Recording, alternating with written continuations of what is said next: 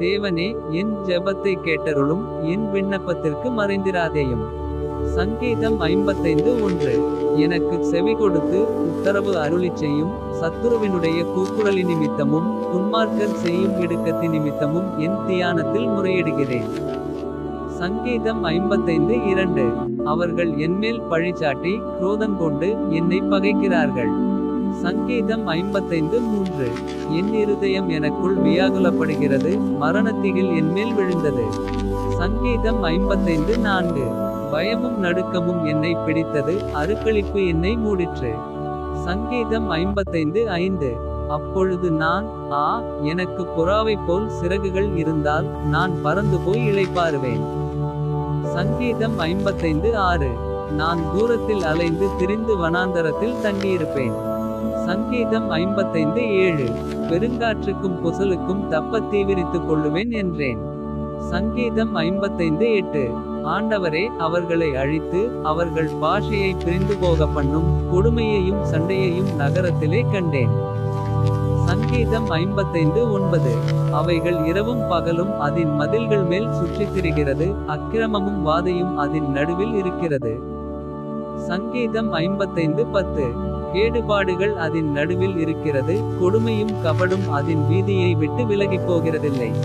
சங்கீதம் 55:11. என்னை நிந்தித்தவன் சத்துரு அல்ல, அப்படியிருந்தால் சகிப்பேன். எனக்கு விரோதமாய் பெருமை பாராட்டினவன் என் பகைஞன் அல்ல, அப்படியிருந்தால் அவனுக்கு மறைந்திருப்பேன். சங்கீதம் 55:12. எனக்கு சமமான மனுஷனும் என் வழிகாட்டியும் என் தோழனுமாகிய நீயே அவன். சங்கீதம் 55:13. நாம் ஒருமித்து இன்பமான ஆலோசனை பண்ணி கூட்டத்தோடே தேவாலயத்துக்கு போனோம். சங்கீதம் 55:14. மரணம் அவர்களை தொடர்ந்து பிடிப்பதாக, அவர்கள் உயிரோடே பாதாளத்தில் இறங்குவார்களாக, அவர்கள் வாசஸ்தலங்களிலும் அவர்கள் உள்ளத்திலும் பொல்லாங்கு இருக்கிறது. சங்கீதம் 55:15. நானோ தேவனை நோக்கி கூப்பிடுவேன், கர்த்தர் என்னை இரட்சிப்பார். சங்கீதம் 55:16. அந்திசந்தி மத்தியான வேளைகளிலும் நான் தியானம் பண்ணி முறையிடுவேன், அவர் என் சத்தத்தை கேட்பார். சங்கீதம் 55:17. திரளான கூட்டமாய் கூடி என்னோடு எதிர்த்தார்கள், அவரோ எனக்கு நேரிட்ட போரை நீக்கி என் ஆத்துமாவை சமாதானத்துடன் மீட்டுவிட்டார். சங்கீதம் 55:18. ஆதிமுதலாய் வீற்றிருக்கிற தேவன் கேட்டு அவர்களுக்கு பதிலளிப்பார், அவர்களுக்கு மாறுதல்கள் நேரிடாததினால் அவர்கள் தேவனுக்கு பயப்படாமற் போகிறார்கள். சங்கீதம் 55:19. அவன் தன்னோடே சமாதானமாயிருந்தவர்களுக்கு விரோதமாய் தன் கையை நீட்டி தன் உடன்படிக்கையை மீறி நடந்தான்.